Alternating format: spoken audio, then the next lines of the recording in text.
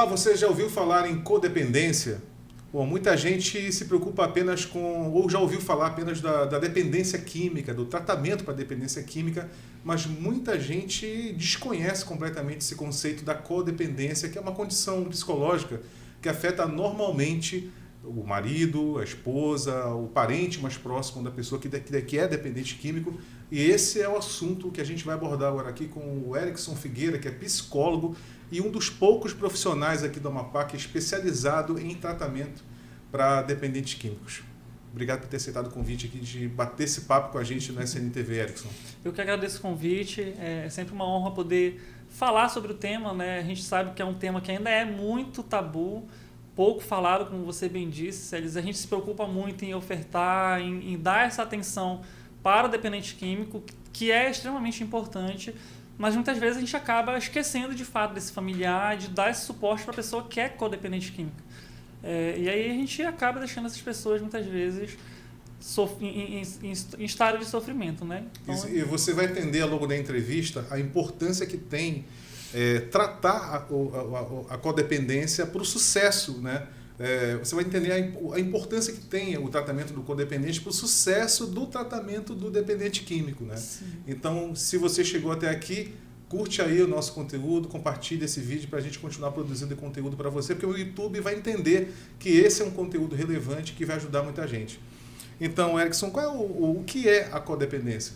Beleza. A codependência química nada mais é do que a condição desse parente mais próximo. Normalmente, como você já disse lá no início, de um pai, de uma mãe, de uma esposa, dos familiares que estão mais próximos da pessoa dependente químico, que entra em estado de adoecimento. Então, esse dependente químico ele vai gerar várias situações de transtorno para essa família, e essa família, esse familiar mais próximo, vai gerar essa questão da codependência química. A partir da tentativa de um cuidado, da tentativa de tentar resgatar a saúde mental, a saúde psicológica, a saúde mesmo física e biológica desse ente querido, ela vai acabar entrando também no estado de adoecimento que é chamado de codependência química. Essa luta do pai, da mãe, do irmão, da irmã, para salvar o dependente químico que gera essa condição de codependência, né? Assim. Mas a codependência ela também pode atrapalhar, né? Assim, mas antes da gente falar disso, qual seria, na tua opinião, pelo que você observa, pelo teu contato, né, com famílias, né? Uhum. Qual é o perfil normalmente? Quais são as principais características do codependente? Beleza. O perfil normalmente é aquela pessoa que tem esse ímpeto de salvar. Se eu fosse resumir de uma forma bem simples, é aquela pessoa que dá a vida dela pelo outro. Então, o codependente químico ele vai tentar, de todas as formas possíveis, sanar a dor do outro. E em detrimento disso, ela muitas vezes abre mão da própria vida. E muitas vezes, sem se perceber, ela acaba se deixando levar pelo sofrimento e pela dor desse ente querido, desse familiar, e acaba entrando nesse estado de adoecimento. Então, é um perfil de uma pessoa que precisa, de repente... e aqui, para deixar bem claro, né, não é que ela faça isso de forma intencional. Muitas vezes ela nem se percebe, mas ela precisa muitas vezes fragilizar esse ente querido, colocar esse ente querido numa posição de fragilidade para que ela possa, a partir disso, gerar esse cuidado. Para que ela possa, a partir disso, se botar num posto de protetor e de cuidador desse dependente químico. Pois é, às vezes a pessoa quer sanar a dor, como você fala, e às vezes acaba também se dedicando demais a impedir que o outro sofra as dores das consequências dos atos dele, né? Dos atos que são gerados a partir do uso da droga, né? Perfeito. O codependente químico ele vai puxar para ele toda a dor e sofrimento e todas as consequências que ele conseguir desse dependente químico. Então, ele vai muitas vezes tirar essa responsabilidade e tentar puxar para ele. Muitas vezes, sem se perceber, como eu já disse, ele acaba fazendo isso. Por exemplo, assim, normalmente é bem comum quando em algum momento a pessoa vai perder o controle sobre o uso de drogas. Né? Ela começa de forma moderada, depois é progressiva. Ela vai chegar um momento que ela vai perder o controle. Sim, sim. E geralmente ela vai ter problemas vai ter conflito, vai ter problema com a polícia, vai ter problema com a justiça, né? E às vezes o codependente, no caso o pai, a mãe, o irmão, a esposa, enfim, quer impedir que a pessoa sofra essas consequências. Né? Perfeito. Muitas vezes uma dívida, muitas vezes uma situação judicial, e que esse codependente ele quer pegar esse problema para ele e resolver.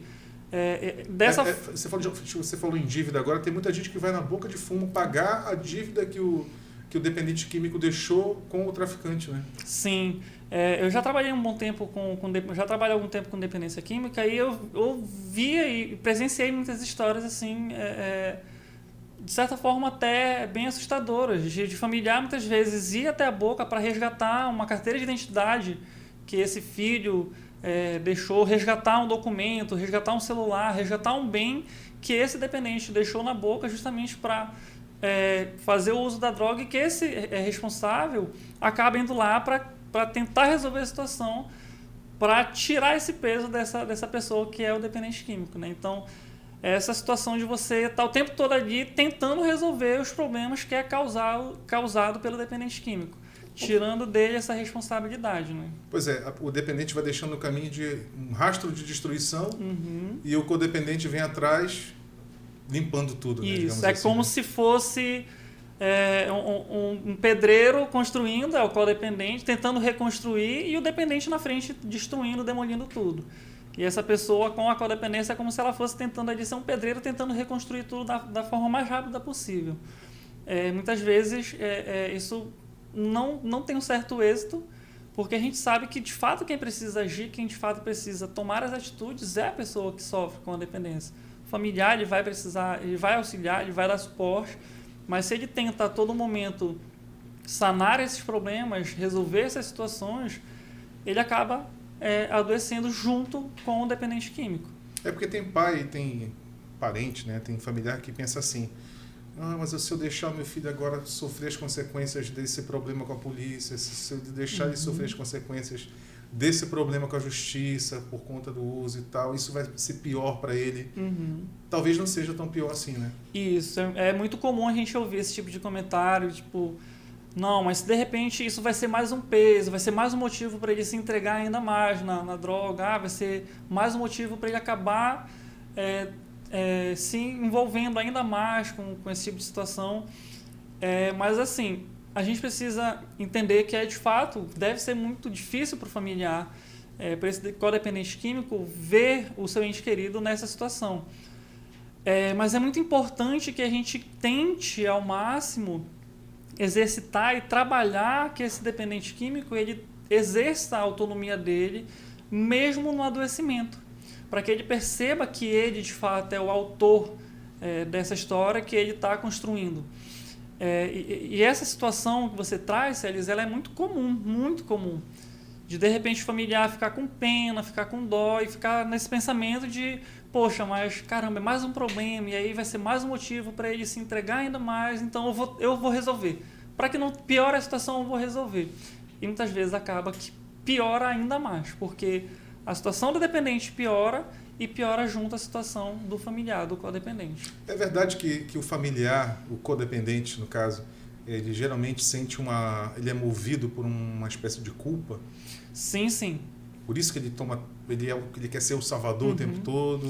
É outra coisa que é extremamente atual.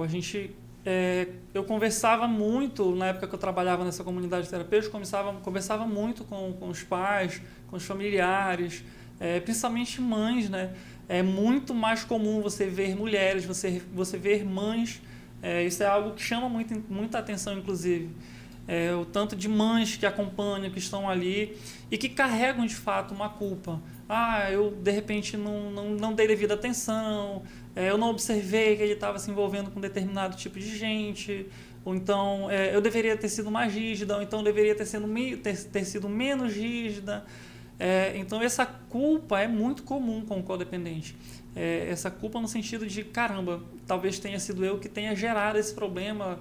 E muitas vezes sem nem ter um motivo concreto, né? Essa pessoa se culpa sem de fato ter um motivo concreto. É algo que ela vai projetando na cabeça dela e vai gerando esse sentimento de culpa mesmo. O que você fala o que você, como psicólogo, fala para o familiar quando ele vem com essa sacola de culpa e aí, isso aqui é culpa minha, ele está desse jeito por minha causa, eu devia ter feito aquilo, eu devia não ter feito daquela maneira, eu não devia ter falado aquilo. O que você fala para essas pessoas? A primeira coisa que a gente precisa fazer, que eu tento buscar, é resgatar a história pregressa. O que é a história pregressa? É resgatar a história do passado. Qual é a importância disso? A gente começar a identificar quais foram os autores dessas atitudes e trazer para esse ente querido, para esse familiar, que não foi ele, que ele tentou ao máximo dar aquilo que estava dentro das possibilidades dele.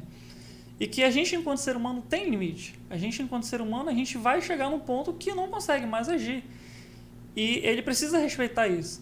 Então, o primeiro trabalho é justamente em cima disso.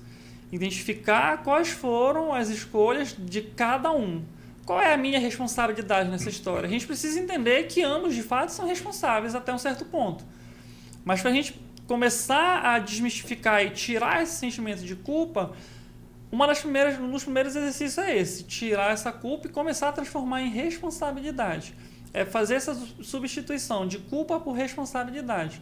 Até que ponto eu fui responsável? Não, calma aí, até aqui realmente eu posso ter tido alguma contribuição. Não tenha sido a minha culpa, não que eu tenha, como eu ouvia muitas vezes os familiares dizendo, eu não coloquei droga na tua boca. Então é uma frase muito que a gente escuta muito quando a gente trabalha.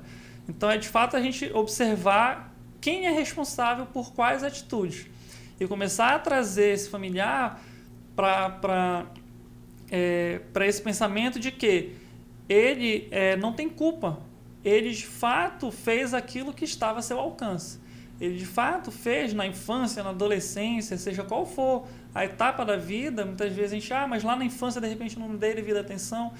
Você muitas vezes fez aquilo que você deu conta. Se ele hoje está tomando esse caminho, foram escolhas que ele fez. Você não é responsável, você não tem culpa pelas escolhas que o seu filho, que o seu marido fez. Até porque tem filhos que nascem e crescem em lares abusivos, que passam por N situações de sofrimento psicológico, sofrimento físico também, e não escolhem usar droga. Sim. Né? O que acontece, né, o que determina, né, isso? Né? Aí é uma discussão que a gente vai, de repente, é uma discussão que a gente pode expandir muito. A gente pode, inclusive, marcar um outro para falar só sobre isso. Penso que é um braço aí de uma conversa que pode gerar muita coisa. Mas assim... Mas o episódio 2. A gente pode voltar para o episódio 2 aí. Existem vários fatores que podem contribuir com isso. A gente precisa primeiro entender que cada um é cada um. Parece muito piegas, parece muito repetitivo, mas cada um é cada um. O que eu quero dizer com isso? Cada pessoa tem a sua subjetividade e vai reagir a determinadas situações de uma determinada forma. Então, vamos supor, se a gente pegar todo mundo que está aqui hoje, colocar dentro de um ônibus e esse ônibus for assaltado, por exemplo, cada um vai ter uma reação a esse assalto. A uma mesma ação que aconteceu dentro desse ônibus que foi o assalto. Então, quando você pega, por exemplo, essa situação que você trouxe, a gente vai ter diversos fatores que podem contribuir, como, de repente, um dos grandes fatores que podem ter influência é a resiliência. De repente, pode ser uma pessoa, um indivíduo extremamente resiliente. Existem pessoas que têm uma resiliência ali natural que é incrível. A resiliência é a capacidade de se adaptar, né? Se adaptar, de passar pelos problemas de uma forma mais assertiva, de superar e de conseguir, além de superar, conseguir identificar ali os fatores que fizeram a situação acontecer, né? E a partir disso ter aprendizado com esse problema. Então, tem muitas situações que a pessoa tem um nível de resiliência assim, que é magnífico. E isso facilita muito para que essa pessoa siga um caminho diferente. Mas existem aí vários fatores, né, que podem acabar... pessoas que acabam ali nascendo numa situação de vulnerabilidade e tudo mais, que seguem um caminho tranquilo, que se formam e que não entram no mundo da drogadição, que de repente por olhar, por observar ali os exemplos, pensam que aquilo não é para eles. Elas usam até como estímulo, né? Perfeito. Não, eu tenho que sair dessa vida, eu tenho Sim. que mudar o meu destino, eu não quero acabar desse jeito. Eu tenho que quebrar esse ciclo, né? E existem aquelas pessoas que acabam realmente não conseguindo. Infelizmente, pelo que a gente observa, infelizmente a maioria acaba seguindo esse mesmo ciclo, né? São algumas exceções que a gente observa, colocando aqui nessas situações de maior vulnerabilidade, né? Vulnerabilidade social, ali que a gente observa que, infelizmente, a minoria acaba, de fato, conseguindo sair, fugir dessa realidade. A gente estava falando agora há pouco de culpa, né? A Sim. culpa que o codependente, o familiar, sente ao ver a situação daquele ente querido ali, né? E ele começa a se analisar, começa a se perguntar se ele tem a culpa daquilo, alguma participação naquilo, ou se ele poderia ter evitado de alguma forma, né? A culpa, ela pode fazer a pessoa adoecer, né? Sim. A codependência hoje, ela ainda não é, eu acredito que não demora muito para haver uma atualização e a codependência já entrar como também um transtorno psicológico, mas ela já é sim considerada um processo de adoecimento do familiar. E ela é um dos processos, né? A pessoa que sofre com a codependência, ela tem uma tendência muito grande a abrir diversos transtornos. Pô, tem gente que perde o cabelo, né? Sim, processo de ansiedade. Então, dentro desse processo de ansiedade, pode haver perda de cabelo, pode haver manchas pelo corpo, irritações. O processo de ansiedade, a gente precisa entender que a ansiedade ela causa muitas coisas, né? Psicológicas e físicas mesmo. Então, esse codependente, muitas vezes, ele não sofre só com a codependência. Ele sofre também de uma ansiedade, de uma depressão, quadros de crise de pânico. Então, é algo assim... A codependência é, digamos que, a ponta do iceberg do adoecimento desse familiar. Existe muita coisa ainda embaixo dessa codependência que a gente precisa também tratar. Que a gente precisa também dar atenção psicológica e tudo mais. Quando eu lembro quando eu penso na codependência, assim, nessa relação entre o codependente e o dependente, e aí eu vejo que as pessoas que são codependentes podem adoecer de repente. Eu lembro daquela orientação que o comissário de bordo dá no avião. Quando você entra no avião, aí tem aquelas instruções de segurança, Sim. né? Ao haver a descompressão da cabine, máscaras cairão, né, diante de você. O que é para fazer primeiro? Para colocar primeiro a máscara em você, aí depois que você coloca a máscara na pessoa que está do teu lado. Pode ser uma criança, um idoso, né? Ou seja, primeiro... Ali tem um princípio, né, que é interessante, Sim. né? Primeiro você tem que cuidar de você para poder cuidar do outro, para poder ajudar o outro, né? Perfeito. Como é que eu vou cuidar do outro se o meu estado talvez seja até pior do que o outro? Não é bem cuidar, né? É ajudar, né? Isso. Cuidar também tem que parar de cuidar, né? Auxiliar, Isso. ajudar. O processo de cuidado, ele está muito relacionado muitas vezes a um processo mais que acaba de fato gerando essa codependência, né? Então a gente precisa entender como um processo de auxílio. A gente precisa entender que enquanto ente querido, a gente vai se preocupar, a gente vai sentir. Eu carrego comigo uma frase que diz assim: sua dor não é minha dor, mas sua dor me dói. O codependente, ele muda essa frase. Ele coloca ela da seguinte forma: sua dor é minha dor e ela me dói e eu preciso resolvê-la. Eu preciso dar jeito nela. E ela pensa que só ela é capaz de resolver. Sim. Por ela e pelo outro, né? Sim. Quando na verdade é o outro que tem a obrigação que precisa.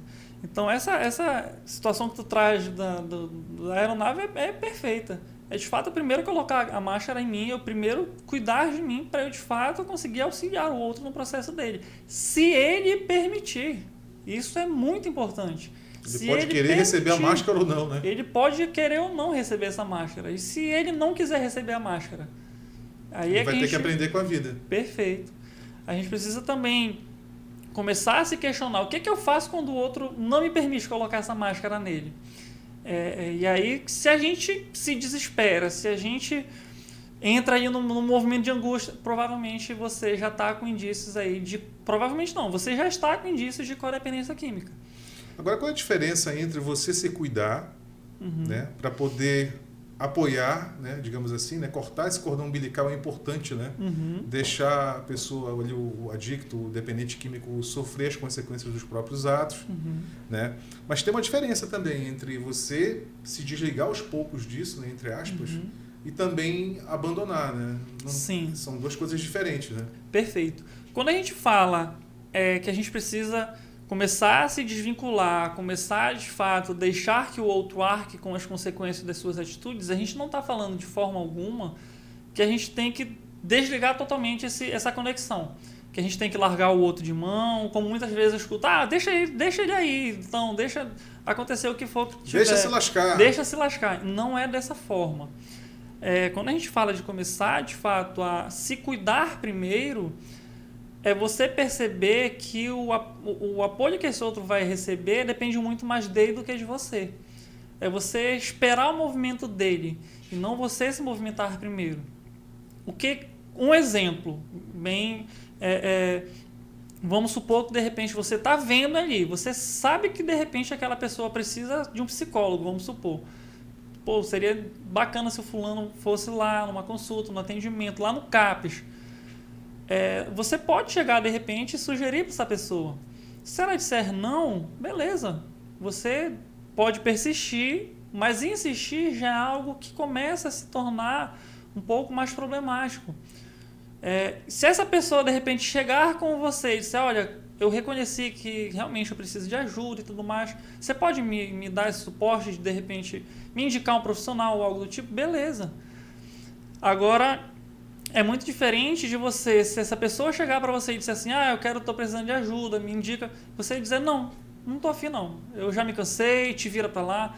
Não é nesse sentido, é você realmente se dispor a estar ali, a estender a mão, se essa pessoa de fato quiser, estiver interessada de fato a receber esse suporte.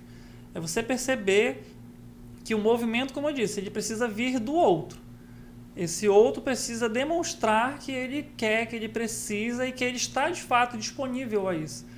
E você pode aqui e ali sugerir, você pode aqui e ali conversar, ter uma orientação, mas você precisa entender que o movimento do outro vai depender só dele. Se ele disser não, você não pode fazer nada. Infelizmente ou felizmente, dependendo da situação. Você acha que os centros terapêuticos e os centros de internação, né? Assim, tem clínica de internação, né? Hoje a legislação ela dá uma brecha de 90 dias, ela permite uma internação compulsória, né? De 90 dias, prorrogável por mais 90 dias se houver indicação médica para isso, permissão da família. E geralmente isso ocorre quando o adicto, o dependente químico está correndo risco de morte, oferecendo risco para outras pessoas, e geralmente é aí que acontece a internação, né? Sim. Vocês sabendo da importância que tem o codependente no tratamento, no sucesso do tratamento do dependente químico, você acha que os centros hoje eles dão a devida atenção para o codependente também? Ou eles só fazem apagar aquele incêndio lá e pronto? E depois hoje, libera a pessoa, o paciente? Hoje, depois de ter trabalhado em um centro, eu posso observar que, infelizmente, acaba servindo mais como como a gente costuma dizer, tapar o sol com peneira. Não é que não ajude, não é que não dê um suporte, dá um suporte, mas não resolve de fato o problema, não vai na raiz do problema. A gente tem os 3 tipos de internação, né? Internação voluntária, a involuntária e a compulsória. A involuntária como? A involuntária é quando o paciente ele é levado contra a sua própria vontade. E né? a compulsória? A compulsória é quando é medida judicial. Ah, tá. Então, a involuntária é essa que a família decide. Isso, é quando a família decide internar e vai lá médica. com indicação médica. Tá. E a compulsória é quando a justiça determina. Entendi.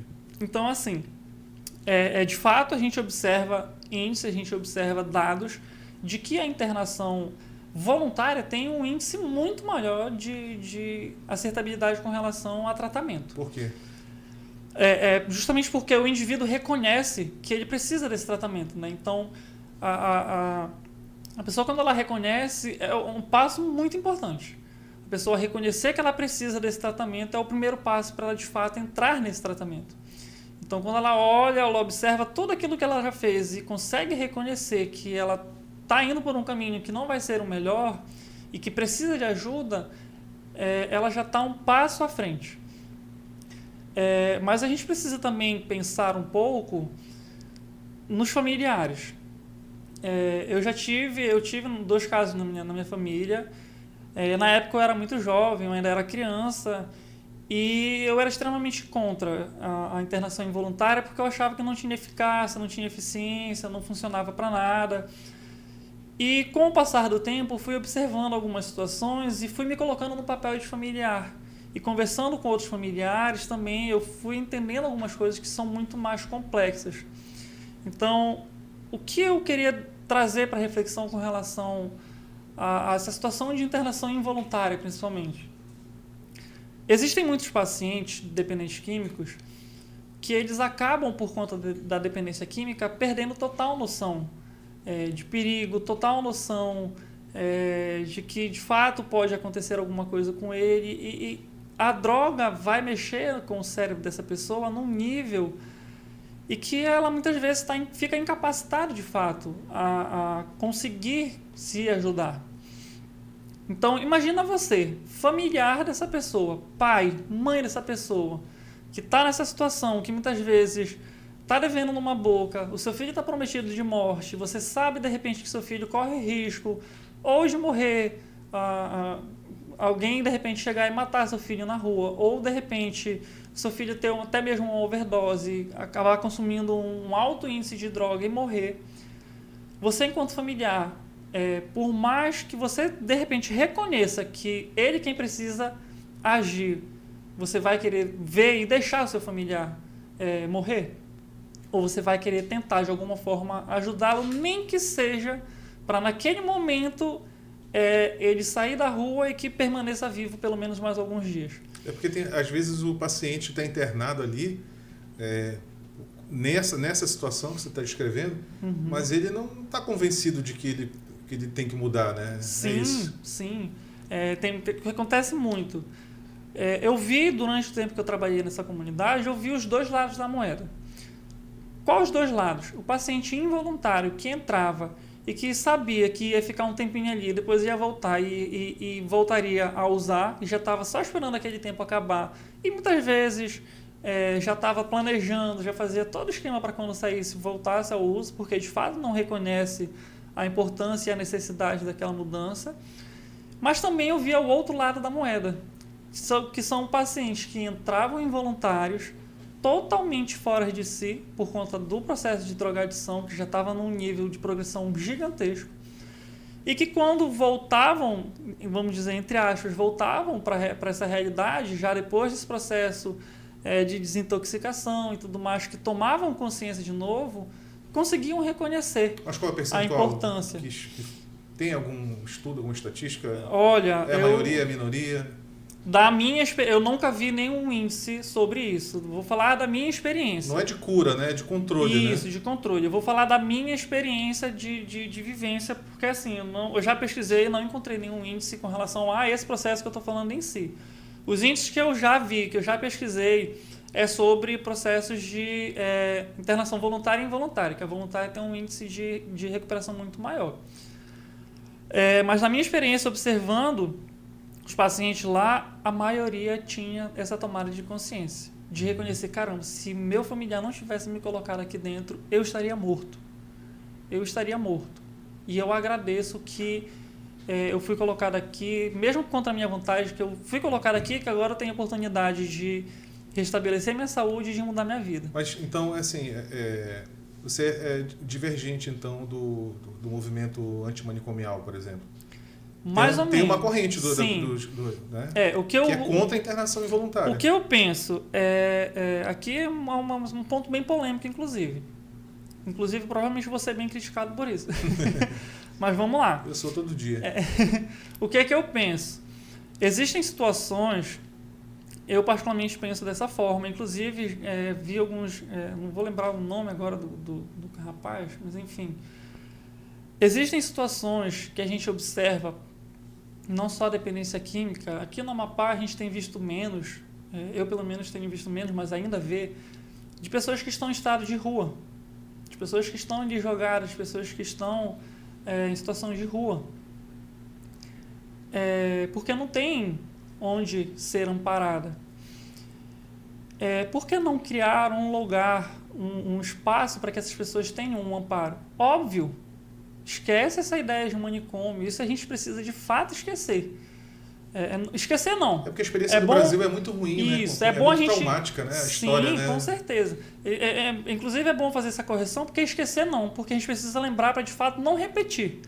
Então, assim, a gente precisa de fato não mais repetir o que era feito nos manicômios. Que eram depósitos de pessoas. Que eram depósitos né? de pessoas, basicamente.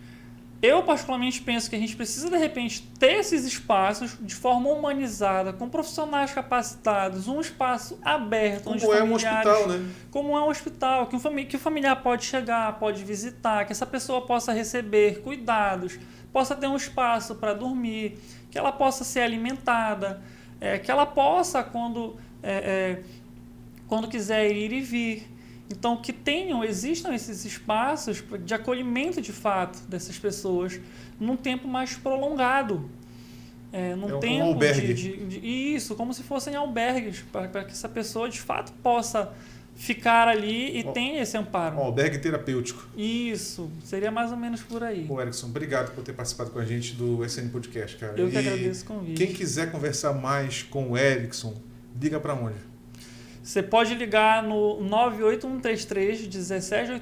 Eu mudei, eu estou com o telefone profissional. Nós vamos assinar recente. direitinho esse telefone, porque deve ter muita gente sem orientação alguma, sem saber o que vai fazer, né, para salvar, digamos assim, o dependente. Né? Salvar entre aspas, né? Porque não é o codependente, né? Não é o familiar que vai salvar, não dá para salvar. É o dependente que vai, ele que precisa se salvar. A família vai entrar como suporte, como auxílio.